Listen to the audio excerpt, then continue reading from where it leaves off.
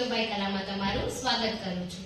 આજે આપણે જોઈશું દિવાળી પર ખૂબ સરસ એવો ફટાફટથી બની જતો નાસ્તો, એ પણ એકદમ સરસ ક્રિસ્પી। તો આજે આપણે બનાવવાના છીએ ખારી, અને એ પણ ઓવન વગર। દિવાળી પર આ નાસ્તો પહેલા તમે લગભગ ક્યારેય નહીં બનાવ્યો હોય તો આ દિવાળીએ ચોક્કસથી ટ્રાય કરજો, અને ઘરે કોઈ પણ મહેમાન આવશે તો તે પણ કહેશે કે તમે કઈ રીતે બનાવ્યું, આની રેસીપી મને આપજો। તો ચાલો જોઈ લઈએ રેસીપી। પણ હજી સુધી જો તમે મારી ચેનલને સબસ્ક્રાઇબ ના કરી હોય તો સબસ્ક્રાઇબ કરી લેજો અને બેલ આઇકન પર બટન દબાવી દેજો, જેથી મારા નવા વિડીયોની નોટિફિકેશન તમને સૌથી પહેલા મળે। તો ચાલો જોઈ લઈએ રેસીપી। તો સૌથી પહેલા મેં અહીંયા આ કપના માપથી 2 કપ જેટલો મેંદો લઈ લીધો છે। તમારે જે માપ લેવું હોય તે લઈ શકો। તો 2 કપ જેટલો મેંદો છે, તમે વાટકીનું માપ પણ સેટ કરી શકો। તેમાં હવે મીઠું સ્વાદ અનુસાર, ત્યાર પછી આપણે અહીંયા 1 ચમચી જેટલા હું અહીંયા અજમા લઈ લઉં છું। અજમાથી પાચન સારું એવું થાય છે, એટલે મેં અહીંયા અજમા લીધા છે, પણ જો તમને ના પસંદ હોય તો તમે સ્કીપ પણ કરી શકો છો। અને હવે આપણે તેમાં તેલ ઉમેરીશું। અહીંયા તમે તેલ કે ઘી કોઈ પણ વસ્તુ લઈ શકો। તો આપણે મુઠ્ઠી પડતું મોણ આનું દેવાનું છે, એટલું તેલ ઉમેરવાનું છે। તો મેં અહીંયા મોટી 3 ચમચી જેટલું તેલ ઉમેરેલ છે। હવે જો જરૂર પડશે આગળ તો વધારે આપણે ઉમેરીશું।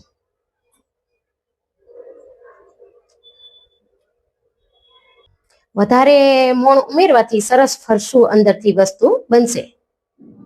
આપણી જે ખારી બનશે એ સરસ ફરસી બનશે। તો થોડું ઓછું લાગી રહ્યું છે, તો હું હજી 1 ચમચી જેટલું ઉમેરી દઉં છું। મોટી ચમચીનું માપ મેં અહીંયા લીધું છે, પણ આમાં માપ તમારે કોઈ નિશ્ચિત હોતું નથી। તમે મુઠ્ઠી વાળો અને સરસ બંધાઈ જાય એટલે તે તેનું પરફેક્ટ માપ હોય છે। તો આ રીતે જો તો આ પરફેક્ટ માપથી આપણે સરસ મોણ દઈ દીધું છે। તો હવે આપણે તેનો લોટ બાંધી લેવાનો છે। તો હવે અહીંયા 1 કપ જેટલું પાણી લઈ લીધું છે, આપણે ધીમે ધીમે પાણી ઉમેરતા જઈ અને લોટ બાંધી લઈશું। લોટ ઢીલો નથી રાખવાનો, લોટ થોડો કડક રાખવાનો છે, કે જેથી અંદરથી આપણે એકદમ ક્રિસ્પી બને। 2 કપ જેટલો મેંદો લીધો છે, એટલે કે મેં અહીંયા 250 ગ્રામનું માપ લીધું છે।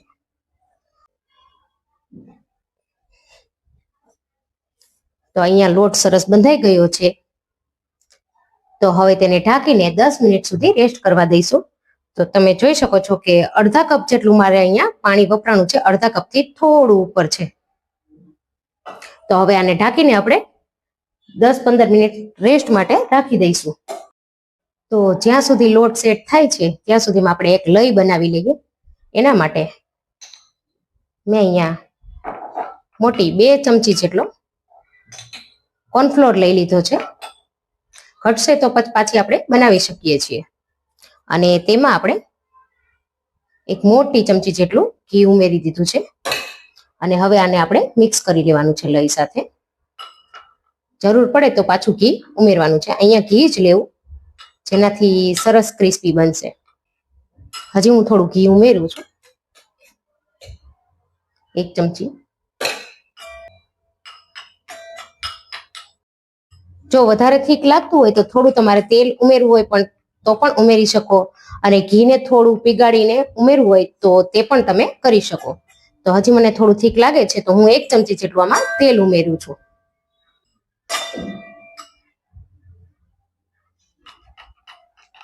તો હવે સરસ તો એવી પતલી એવી લઈ બની ગઈ છે આપણી। આ તો લઈ આપણી બનીને તૈયાર છે। હવે 10 મિનિટ થઈ ગઈ છે અને લોટ સારી રીતે આ સેટ થઈ ગયો છે। તો હવે તેમાં થોડું આપણે તેલ ઉમેરીશું અને સારી રીતે મસળી લઈશું। જો કેટલો સરસ કૂણો થઈ ગયો છે એકદમ, એટલે થોડી વાર તમે લોટને રહેવા દેશો ને તો સરસ મજાનો એકદમ અંદરથી પણ કૂણાઈ જશે। જો વધારે મસળવાની જરૂરત નહીં રહે, અને કઠણ જ છે આપણો લોટ, તમે જોઈ શકો આ રીતે। તો હવે લોટ સરસ કૂણાઈ ગયો છે, તો તેમાંથી આપણે લુવા કરી લઈશું। આપણે પતલી પતલી રોટલી જેવડા સાઈઝના લુવા કરવાના છે, કે જેવડી રોટલી બનાવતા હોય તેવડા। આપણે આ લુવામાંથી એક લુઓ લઈ અને વણી લઈશું આપણે. તો હવે આ સાઈઝના ગોયણા લઈ લીધા છે મેં અહીંયા, અને આપણે તેને એકદમ પાતળી વણી લેવાની છે. તમને જો પાટલા પર ના ફાવતું હોય ને નીચે તમારે વણવું હોય કિચન કાઉન્ટર પર, તો પણ તમે વણી શકો છો. જો હવે તમારે વણવામાં ચોટતું હોય તો અહીંયા તમારે સૂકો મેંદો થોડા આ રીતે લગાવી લેવો, જેથી ફટાફટથી વણી શકાશે. તો તમે જોઈ શકો છો કે એકદમ સરસથી વણી શકાશે. હવે જો આ રીતે ફટાફટથી મોટી પાટલા જેવડી આપણે રોટલી વણી લેવાની છે મેંદાની, અને એકદમ આરપાર દેખાય ને એટલી પતલી રાખવાની છે. તો મેં અહીંયા આખા પાટલાની આવી રીતે રોટલી વણી લીધી છે, અને તમે જોઈ શકો કે કેટલી પતલી વણી છે એકદમ. આપણા આંગળા પણ દેખાઈ રહ્યા છે આ રીતે. તો હવે હું અહીંયા અલગ અલગ રાખી દઉં છું. મેં અહીંયા કિચન કાઉન્ટર એકદમ ક્લીન કરી લીધું છે, તો તેની પર આપણે થોડો મેંદો આ રીતે છાંટતા જઈશું, એટલે ચોટે પણ નહીં. અને એ જ રીતે આપણે અહીંયા પહેલા 6 રોટલીઓ વણી લેવાની છે. આવા 2 બેચ તૈયાર થશે, તો આપણે 6 રોટલીઓ પહેલા વણી લઈશું આ રીતે. થોડું કડક છે એટલે થોડી વાર લાગે, પણ થોડો કડક જ લોટ બાંધીશું, કેમ કે ઢીલો હશે તો સરસ ક્રિસ્પી નહીં બને. તો આ રીતે આપણે બીજી રોટલી પણ વણાવવા આવી છે, તો બધી જ રોટલી બનાવી લઈશું. તો અહીંયા મારે 6 રોટલી બનીને તૈયાર થઈ ગઈ છે એક બેચની. તમે જોઈ શકો છો કે બધી જ રોટલીઓ મેં વણી લીધી છે. તો હવે આના પર આપણે બનાવેલી લઈ લગાવવાની છે. જે આપણે લઈ બનાવીને રાખી છે તે લગાવીશું આ રીતે. અને જો બ્રશથી તમે સ્પ્રેડ કરશો તો ખૂબ સરસ એવું સ્પ્રેડ થશે. આ રીતે બ્રશથી બધી જ જગ્યાએ પહોંચી જાય છે. તમારે આંગળીથી પણ લગાવી હોય આ લઈ તો પણ તમે લગાવી શકો છો, પણ આ રીતે બ્રશથી બધી જ જગ્યાએ સરસ પહોંચી જશે. અને આ રીતે એકવાર લઈ લગાવી લીધા બાદ આપણે સૂકો મેંદો તેના પર આ રીતે ડસ્ટ કરી દેવાનો છે, અને તેના પર આપણે બીજી રોટલી સરસ આ રીતે પ્રેસ કરતા જવાની, ધીરે ધીરે હળવા હાથે. અને પાછી આપણે અહીંયા લઈ લગાવીશું.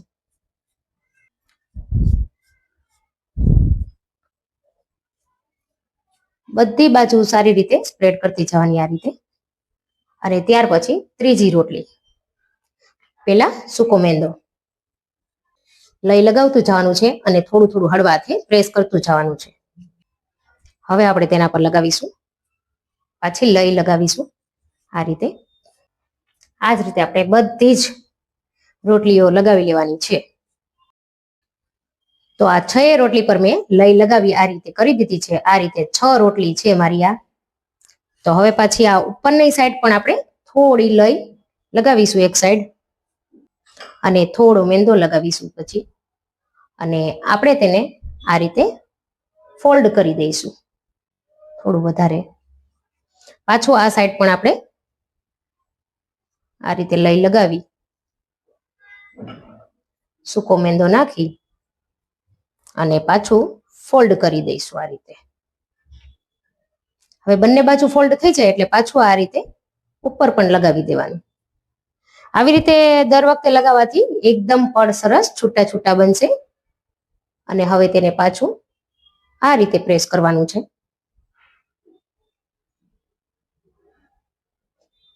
અને પાછું અહીંયા લગાવી અને આ બાજુથી કવર કરી દેવાનું છે. આ રીતે આ પ્રેસ કરીને ઉપરથી આમ પ્રેસ કરવાનું છે આપણે આ રીતે. હવે આપણે કિચન કાઉન્ટરથી નીચે જ લઈ લેશું, જેથી આપણને વણવામાં મજા આવે. આ રીતે કિચન કાઉન્ટર પર થોડો મેંદો સ્પ્રેડ કરી દેવાનો, અને ત્યાર પછી આ રીતે પ્રેસ કરવાનું છે આપણે. પહેલા તો આપણે વણવામાં થોડી તકલીફ ના પડે એ માટે આપણે વેલણ આ રીતે પ્રેસ કરતું જવાનું, જેથી સરસ ભાગ બનીને નીકળશે. એકવાર આ બાજુ એકવાર આ બાજુ આ રીતે પ્રેસ કરવાનું છે.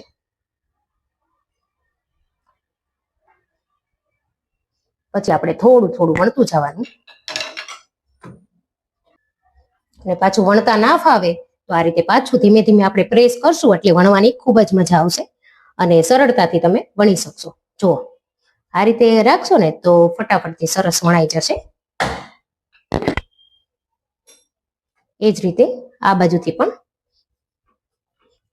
આપણે તેને ચોરસ જ વણવાનું છે એટલે આ રીતે આપણે પ્રેસ કરશું ને તો વણવામાં સરળતા રહેશે.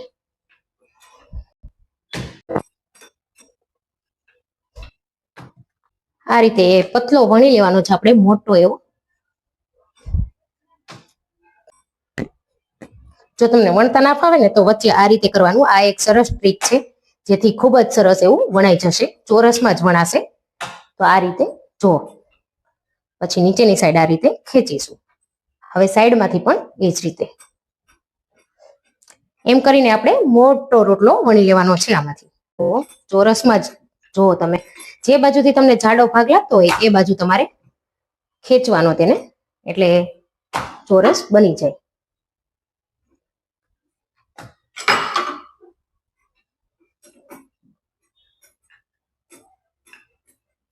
જો એક સરખું જ રહેવું જોઈએ, ક્યાંક જાડું ક્યાંક પતલું એવું નથી કરવાનું. તમે જો ચોટતો પણ નથી અને સરસ એવું વણાઈ ગયું છે. થોડું જાડું રાખ્યું છે, એકદમ પાતળું પણ નથી વણી નાખ્યું. તો મેં અહીંયા બીજી સાઈડ તેલ ગરમ કરવા માટે મૂકી દીધું છે અને આપણે આ રીતનો મોટો રોટલો વણીને તૈયાર કરી લીધો છે. તો હવે તેને આપણે પીસ પાડી લેવાના છે. તો પીસ તમને નાના મોટા જે પસંદ હોય એવડા કરવા તમારે. હું અહીંયા એકદમ મિની ખારી બનાવું છું, તો સરસ હું એના 4 ભાગ કરીશ.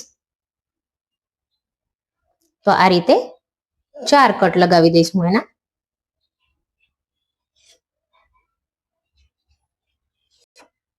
અને આ બાજુથી પણ આપણે મીડિયમ જ બનાવીશું, બહુ મોટી નથી બનાવવાની આપણે. તમને જેવડી પસંદ હોય તેવડી તમે બનાવી શકો.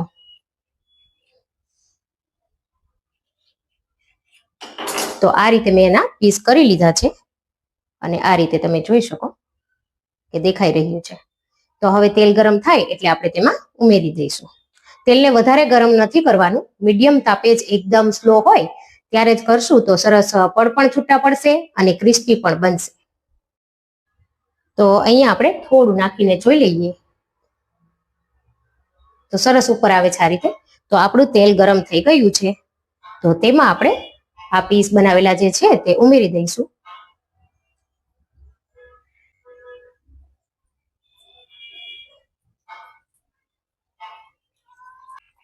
તો અહીંયા એક વખતમાં આવે એટલા પીસ ઉમેરવા, થોડા ઓછા પીસ ઉમેરવા, કેમ કે તે ફૂલશે તો ફૂલવાની જગ્યા તેને જોઈશે.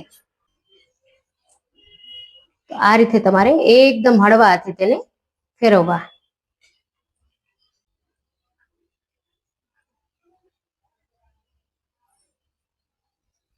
ત્યાં સુધી આપણે તેને રાખવાનું છે. એકદમ ગેસની ફ્લેમ સ્લો જ રાખીશું આપણે. અને થોડું પડ ઉપર આ રીતે આવી જાય પછી થોડી ફ્લેમ આપણે વધારવાની છે, ખાલી થોડી જ વધારવાની છે, વધારે પડતી નથી વધારવાની. તો આ રીતે તમે જોઈ શકો છો કે સરસ ગોલ્ડન બ્રાઉન કલર આવવાનો ચાલુ થઈ ગયો છે. તો ગોલ્ડન બ્રાઉન વધારે થઈ જાય એટલે આપણે તેને કાઢી લઈશું.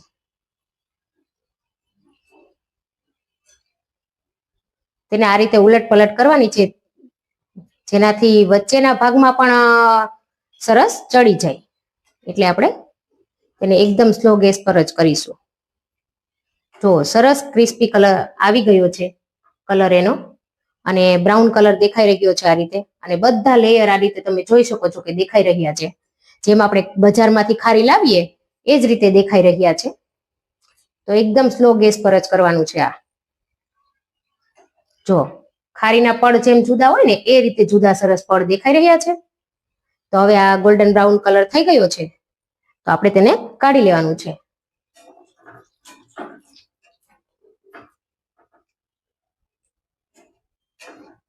જો સરસ એવા બનીને તૈયાર થઈ ગયા છે. તો એ જ રીતે આપણે બીજો બેચ પણ ઉમેરી દેવાનો છે.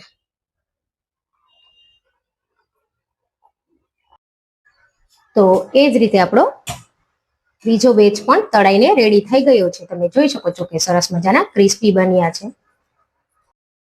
તો અહીંયા આપણી બધી જ ખારી બનીને રેડી થઈ ગઈ છે. તમે જોઈ શકો છો કે કેટલી સરસ ક્રિસ્પી દેખાઈ રહી છે ને પડ પણ અલગ અલગ લાગી રહ્યા છે. જો વધારે પડતું વચમાં પ્રેસ થઈ ગયું હશે તો આ રીતે થોડું તમે જોઈ શકો છો કે લેયર દેખાશે પણ આની જેમ ફૂલશે નહીં. આ જો એટલે વધારે પડતું પ્રેસ પણ ના કરવું, હળવા હળવા હાથે જ પ્રેસ કરવું જેથી બધી જ ખારી સરસથી ફૂલે. તો એમાંથી હું તમને એક તોડીને પણ અને અવાજ પણ હું તમને બતાવું કે કેટલો સરસ ક્રિસ્પી છે.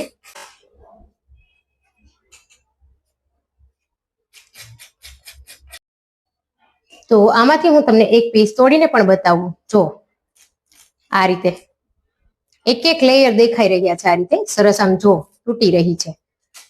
જો છે ને. તો ફરી મળીએ નવી રેસીપી સાથે. Happy cooking, happy eating.